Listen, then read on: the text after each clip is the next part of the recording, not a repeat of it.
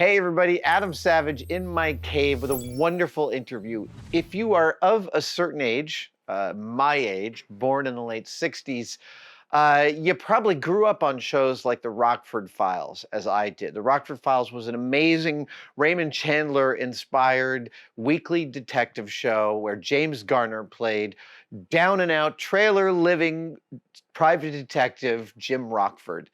Every episode opened with an answering machine message, and there were recurring characters. It was a really, really terrific show. Luckily, director Rian Johnson of Knives Out and The Last Jedi and Brick and a bunch of other amazing films is exactly of that certain age and has launched an homage to detective shows of the 70s in the show Poker Face. Poker Face is on Peacock, and it stars Natasha Lyonne as a unwitting private detective. She is somebody who simply can tell when people are lying or not. She can tell unassailably when they're lying. And each episode is effectively a standalone, even though there is an overarching plot. And in the standalone episode number 8 from season 1 of Poker Face, Rian Johnson has a character played by Nick Nolte, inspired by our friend and animation legend Phil Tippett. Not just inspired by Phil Tippett. Nick Nolte plays an old special effects guy who lost his mojo back in the day for a tragic event that happened on set. And we spend a lot of time in his workshop, which is a fever dream of a workshop. And that's because they effectively borrowed a whole bunch of Phil Tippett's actual workshop for set dressing. And then, in addition, there are animations that Nick Nolte's character does. And guess what? Phil Tippett Studio did those animations and built those animation props. My friend Kayte Sabicer, also a friend of Tested, worked extensively on the models for this show, and I got to talk to her about the entire process of how Tippett Studios generated the character arc for Nick Nolte playing her boss, Phil Tippett. That is a really long intro, but I think it covers everything we needed. Let's cut to the interview. Hi, Kayte. Hi, Adam. How are you? I'm doing well. This looks like you had a lot of fun.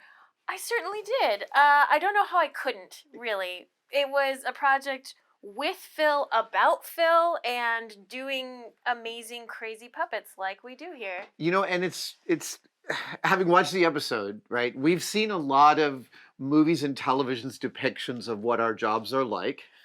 And it is usually wrong in some hilarious ways. And in this case, it was so clearly written from a vantage point of someone who understood and really got what the whole thing was about. Oh, yeah. Well, and it is kind of crazy to see, your world out there on the TV. And I mean, I don't want to brag or anything, but it certainly felt like I was being portrayed by Natasha Lyonne in an episode of TV.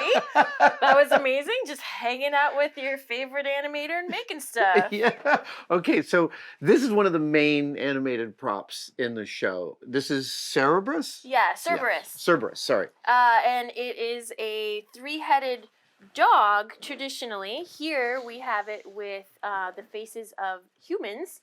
That is some nightmare fuel. Yeah, right? It is, I feel like it's something that only Phil can dream up like this. Yeah. I think that there are some traditional images of a Cerberus, and Phil just put his spin on it to a wonderful degree. I mean, the fact that this has basically a snake skin with fur, and the whiskers and the claws, just everything about it is wonderful and terrifying. So talk to me about the fabrication for this, because I know you guys didn't have a feature film budget to execute this, but the quality and the animation is actually really, really fantastic. Well, thank you.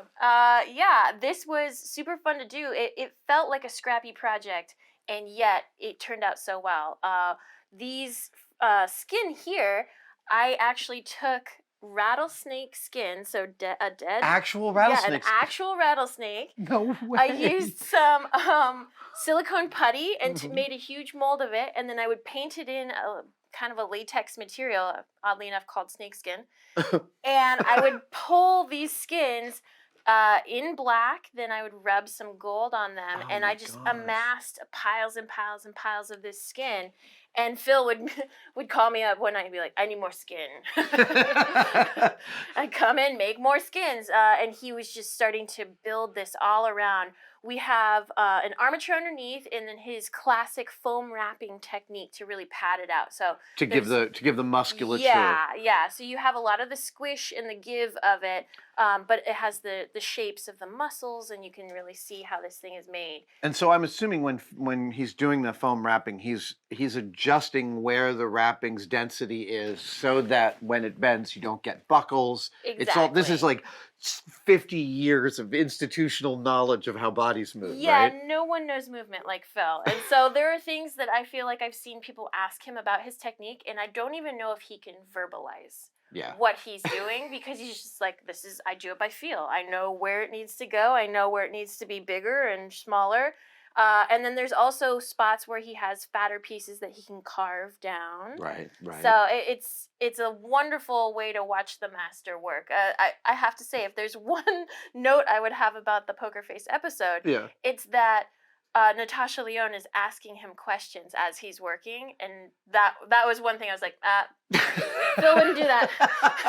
Oh, right. Once he's in the zone. Yeah, he's like, nope, I just need to keep my head down right now. Well, I mean, because as the show actually showed, this is all dozens and dozens, if not hundreds and hundreds of hours of micro movements and perfect concentration, because many things are moving in the scene. Oh, yeah. I really love how they depicted that. It was fantastic. Can we talk about so there's an armature? Is it a classic ball and socket armature, or is it wound wire? So it's a bit of a mixture. There's some wires coming out for pieces like its tail, but then we have an amazing armature machinist, Brett Foxwell, who made some just fantastic mechanisms behind the head, and so we've got really lovely movement around the neck joint here. And that had to be pretty strong, because this foam wrapping technique, it has some resistance to it, and you don't want bounce back. Right, and I don't know if anybody's ever seen Phil Tippett's hands, but he's not the most delicate person in the world. I think he even refers to them as his meat hands. So you want to have something that can take, him just coming in here and absolutely torquing everything. So Brett built an interface from the main armature into the heads. Yes. And the heads are fully animated. The jaws move. Yeah, so you can see a little bit of movement here. Oh my God. And then we even have, I want to say that you can get like little bits of movement up in, in parts the eyebrows. of the face. Yeah. And you can see some of the amazing inner workings here. Oh, okay. So this is armature wire for upper lip. Yep. Armature wire for upper and lower eyelids. Yeah, so you can open and close there. And then we have, here's the lower jaw and how that one another attaches. Lip piece. And so this allows the animator to adjust the, oh my gosh. You can almost get a snarl going, as the lip moves independent of the jaw. And I see you've gone with a transparent material to get a little translucency out of the teeth. Well, that, we were actually just playing around with what we had available. Here is how the teeth ended up. Oh my gosh. I did a paint job on these. That was one of my favorite parts, is doing the tongue and teeth. That is so freaking cute. Oh my God, you can make it cute. Well, of course, what I want to do is make an immediate Seymour puppet. Right? Feed me. Oh my God, that is a lovely paint job. Well, and one of the things that I think really blew me away, so our very own Sean Charlesworth designed this crazy piece. So this is what was molded and cast, so that when we created the skins of the face that go on top here, this is all the inner working. So that gets, can I see that head? Yeah. Okay, so this is what makes sure there's no rubber in the way of this, and then there's even the channels built in so that our armature wire fits right into a channel. You can apply some silicone glue on the back so it doesn't slip out. Right. It was a serious feat of engineering that I was totally blown away by. That is amazing. That is so cool, this plug mold. And then I can already see, even after the little bit of animating that you guys have done, that the mouths are starting to split. Yeah, exactly. Even creepier nightmare fuel. Well, and you have something so amazing like these underskulls designed by Sean, and then the beautiful sculpting of Marc Dubois of the faces that actually go on top. Oh, they're gorgeous. I also this is some specific hair treatment to keep the hair from flashing, right? Yeah, it's a mix of practicality and Phil's very unique visual style. Well, let's talk about the flashing, right? Because fur presents this thing. If you watch the old King Kong, you'll notice his fur seems to have a kind of its own brain to it. Yes. And that is literally like real animal fur that as the animators are animating, they're touching it and it's what's called flashing. Yeah, which some people like that look. I know that for Wes Anderson's Fantastic Mr. Fox, Wes Anderson specifically wanted the Right. movement of the fur, and these modern animators are like, wait, but we're not supposed to do that anymore. Working against their own inclination. So here, what we did is we actually took that same material that I made this skin out of, the snake skin, which is normally a clear material, and just painted it on top of this fur. So it looks loose, but it doesn't flash. Yes. That is really cool. Then you have the extension. Basically, Phil wanted this insane coat to carry down into the faces. And each time I would apply some fur, I'm like, is this good? He's like, more, more fur. And so you start just, for the forehead, a lot of that was just glued down. Yeah. But then as you get further down into the eyelashes and the whiskers, that is all punched. So it's funny because I only learned about punching at the beginning, and then I learned that there's this whole school of additive hair just glued on, and that's a whole science in and of itself. Exactly. I quite enjoy hair punching. It's one of those meditative processes that I'm just like, okay, nobody talk to me. I'm just gonna zone out and do this. And in hair punching, you are literally putting every hair into silicone. You are. Yep. Are you adding a little bit of glue to each one? I didn't. Not so you're just taking is it still like a broken sewing needle? Okay. Yes. So they take a sewing needle eye and they crack off the top so you have this kind of bifurcated fork, and then the hair goes into that, right? Yep. And they punch it into silicone and it stays in. This is how we've been punching hair for decades. You can't, build a better mousetrap. Oh, so that's like these front whiskers on the face. Those are absolutely punched. And there were definitely ones that like you're punching it and it wants to go the wrong direction, and so I'm constantly like rejiggering like which way it's falling. So meditatively, how long did you spend staring into the faces of these nightmares, giving them hair? Probably, God, there's 3 faces. Probably 2 or 3 days, I'd say, as a whole. Because again, I would think I was finished, and then Phil would come back and be like, more. Or he'd say, I was messing with this one and I messed it up, so can you fix it? Okay, Phil. All right, can we move on to another puppet? These are all so gorgeous. Oh, the red bulb head. Yes, so here we have our Cyclops. Absolutely wonderful. This was made almost entirely by our lead animator, Tom Gibbons, Gibby, and it just blew my mind at every turn. I am happy to say I did help him on some of this. One of my favorite things was developing the skin around the outside. If you had to guess what was molded to get some of this material, what would you guess? It's like some kind of giant Baron Harkonnen goiter. The belly of a stegosaurus. Really? Yeah. Oh my God, that's not far off from what I'm thinking. Exactly. A stegosaurus belly. And so you brushed on and then... Yep. So I had a few different dinosaur figurines around, big ones, and so I would just pull them down, put this molding putty on it, pull it off, and then see what we got. So I want to say one of them is like a butt cheek off of one dinosaur, one's the belly off another. Just beautiful. Well, I love that it's a plot point that feels completely 100% Mad God. It feels belongs right in the film. It really does. And in case you can't see my favorite part, we've got some beautiful little butt cheeks here.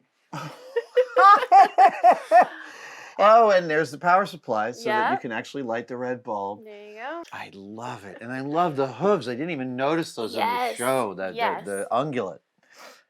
Ungulus. Oh, man. His movement is gorgeous in the show. Isn't it? I'm so impressed with that. I absolutely love the way, if there's something that Tippett Studio knows how to do, it is movement. All right. What's the next model? I kept thinking this was Nick Nolte. I mean, in a way. Yeah. Dude. So here we have our Zeus puppet. The eyes are, oh my God, can I move an eye? Yeah, go for it. Oh my God. No way! Oh God, that's so messed up. It doesn't look like they moved. Yeah, I know. All right, talk to me about this guy. So this was a kind of a complicated, obviously large scale build. We had a bust, so we have our shoulders and neck up through here. Yeah. And we knew that we needed to animate the face. So we went from a static face to this pained face. The original that we kind of started as our base was actually a casting of Marlon Brando. I am now very familiar with the strange shapes that Marlon Brando's nostrils take on, because as I was trying to clean that up. Then, as we needed a paint face, again, Mark Dubot, amazing artist and sculptor, 3D sculpted this new face. Okay.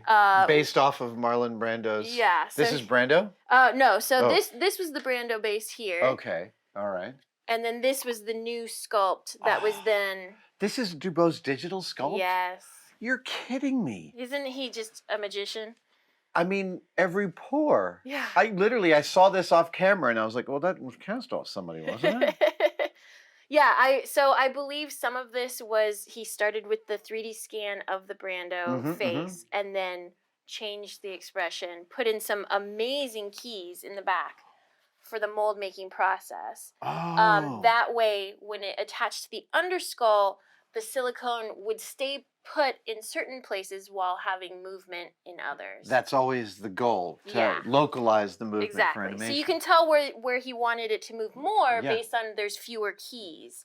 So obviously around the mouth it needed to move more, the forehead needed to move more, while the nose needed definitely not to slip and wiggle around. So we've got a whole bunch of different sets there. This was one of the animations I was most surprised by because they didn't reveal it until later in the episode. So I kept on thinking it was mostly a static model until the end when it did its big flourish. Yes.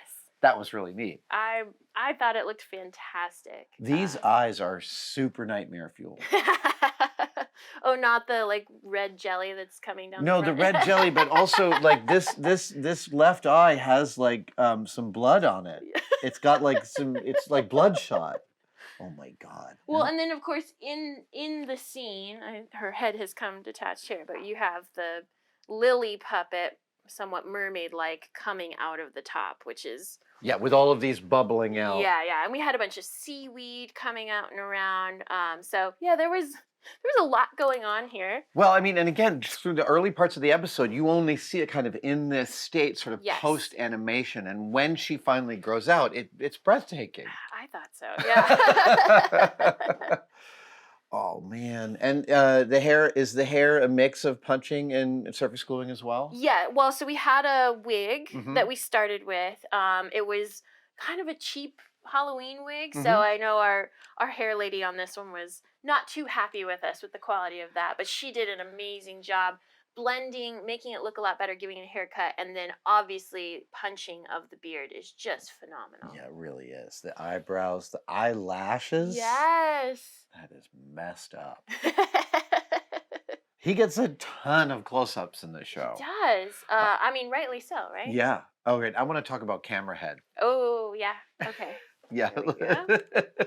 So here we have Orpheus. Wow. And one of the great things is we were able to start with one of those pre-made dolls. So this came fully built and assembled with this armature inside of it and already had the silicone skin on. This is stuff that people sell? Yeah. What? Yeah.